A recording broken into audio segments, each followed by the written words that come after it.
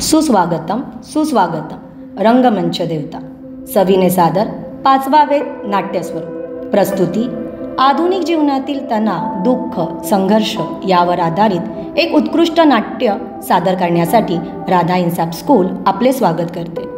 राष्ट्रीय नाट्य विद्यालयाच्या वतीने आयोजित या नाट्य महोत्सवात आमच्या विद्यार्थ्यांनी अप्रतिम अभिनय सादर केला आहे। या नाट्यात त्रैलोक आणि राधा इन्साफ विद्यालयांच्या विद्यार्थ्यांचा लक्षणीय सहभाग आहे। मला आशा आहे हे नाट्य तुम्हाला आनंददायक तुम्हाला मंत्रमुग्ध करून टाकेल। तर चला पाहूया राधा इन्साफ स्कूल विद्यालयांची नाट्य प्रस्तुती। नमस्कार।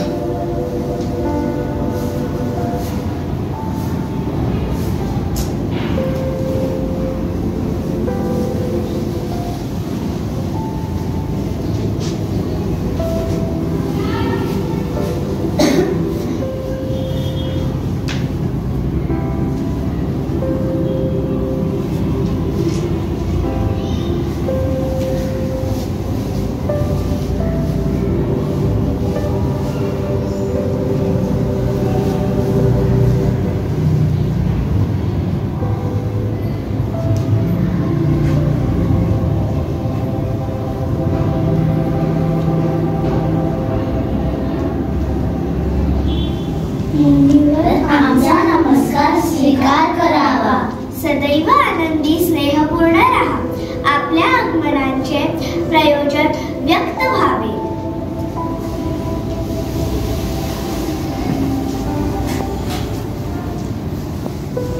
मुनिवर, जेव्हापासून आपण नाट्यशास्त्राची निर्मिती केली आहे तेव्हापासून आमच्या मनामध्ये अनेक प्रकारचे प्रश्न निर्माण झाले आहेत. याच प्रश्नांची उत्तरे आम्हास प्राप्त व्हावीत या उद्देशाने आम्ही आपल्याकडे आलो आहोत. विचारा, अगदी विना संकोच विचारा. गुरुदेव, नाट्यशास्त्राची निर्मिती कशी झाली? या निर्मिती मागे काय उद्देश आहे? आपण अतिशय उत्तम प्रश्न विचारला आहे. हा प्रश्न केवळ नाटकच नाही तर जीवनाचे सार, इंगित, इप्सित समजण्याचे जणू माध्यमच आहे. जेव्हा त्रेतायुगात मानवजात काम आणि लोभ यांच्या अधीन गेले होते तेव्हा इंद्रदेवांनी ब्रह्मदेवांना प्रार्थना केली होती की असे कोणते माध्यम आहे जिथे पाहणे आणि ऐकणे एकत्र येतील, ज्यामुळे मानवजात त्यांच्या जागेवर परत येऊ शकतील. तेव्हा ब्रह्मदेवांनी नाट्यशास्त्राचे उत्पन्न केला, ज्याचे प्रयोगाचे शास्त्र अर्थात नाट्यशास्त्र.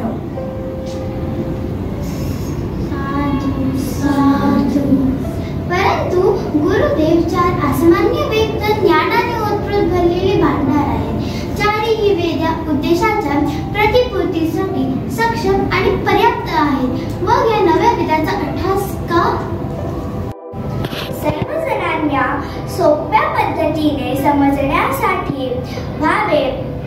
जर सामान्यांना नाटकाच्या माध्यमाद्वारे शिक्षणाच्या मार्गावर, धर्माच्या मार्गावर यावे, यासाठी अशा पवित्र उद्देशांना पितामह ब्रह्मजींनी चार वेदांचे अनोखे मिश्रण करून नाट्यवेद या पंचम वेदाची निर्मिती केली.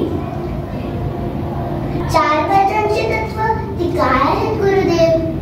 नाटकामध्ये आपण जे पाठ ऐकत आहात, ब्रह्माजींनी ते संवाद पाठ ऋग्वेदामधून घेतले आहे. कानांवर पडणाऱ्या सर्व सुंदर गीतांचा आधार सामवेद आहे. अभिनय आणि अथर्ववेदामधून नवरसवाद स्वीकारला आहे.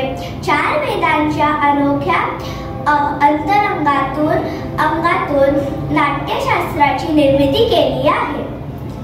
गुरुदेव, म्हणजे नाटक केवळ आणि केवळ देवदेवतांसाठी निर्माण केलेले आहे का? निश्चितच नाही.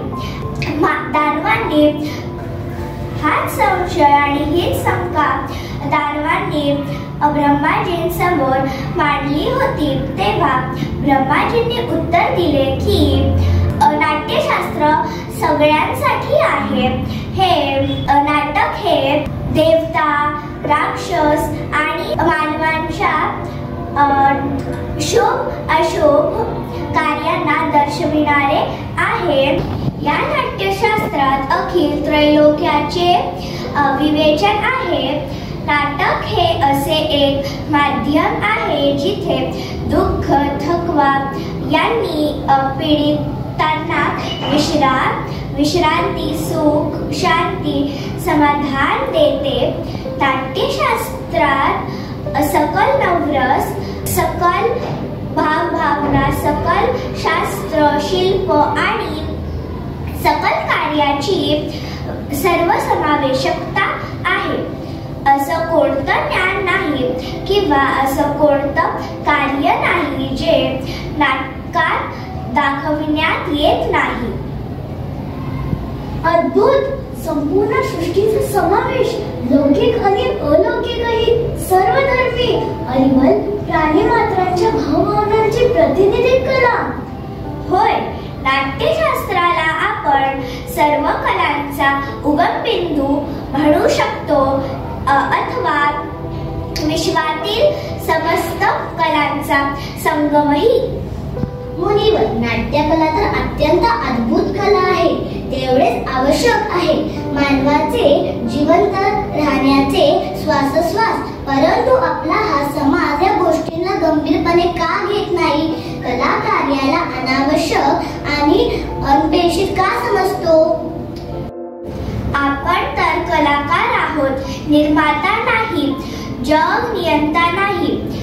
कलाकारी आपला धर्म आहे. आपल्याला कलेला धरून विषयानुसार नीती नियंत्रणा विचार करावा लागेल. नाटक केवळ कला नाही तर समाजाचा आरसा आहे. समाज माणसाला सत्याच्या मार्गावर आणण्याचे सृजन साधन आहे. रंगमंच नेहमी जात, धर्म, भौगोलिक सीमा यांच्या पलीकडे जाऊन समस्त मानवतेची शिकवण देतो. आज देखील रंगमंच समाजातील विषमतेला दूर सारून अखिल समाजात समता, एकता, बंधुतेचा भाव निर्माण करतो. आणि हीच सृजनात्मक भावना निश्चितपणे या भूमीवर स्वर्ग निर्माण करू शकते. याच आशा आणि अपेक्षांमुळे समाजाने कला आणि कलाकारांना ते स्थान द्यावे ज्याचे ते हकदार आहेत. मी या नाट्यशास्त्राला पंचमवेद म्हणून संबोधिले आहे. पाचवा वेद सकल वेदांचे सर्व समाविष्ट ज्ञान. ऋषीगण, माझे रंगकर्मी सुपुत्र आपल्या स्वागतासाठी आपल्या नाट्य प्रस्तुतीच्या तयारीसह आपली प्रतीक्षा करीत आहेत. चला आपण जाऊन नाटकाच्या सादरीकरणाचा आनंद आस्वाद घेऊया. प्रगती व्हावी या राष्ट्राची, पूर्ण व्हावी मनोकामना, हर्ष फुलावे सृष्टीमध्ये, जगी रुजावी हर्ष भावना. सुजलाम सुफलाम धरतीचा आधार, निभृ आकाश, नित्य निर्भय सज्जन राहो, दुर्जनांचा व्हावा नाश. उदार चरित्रालम वंदे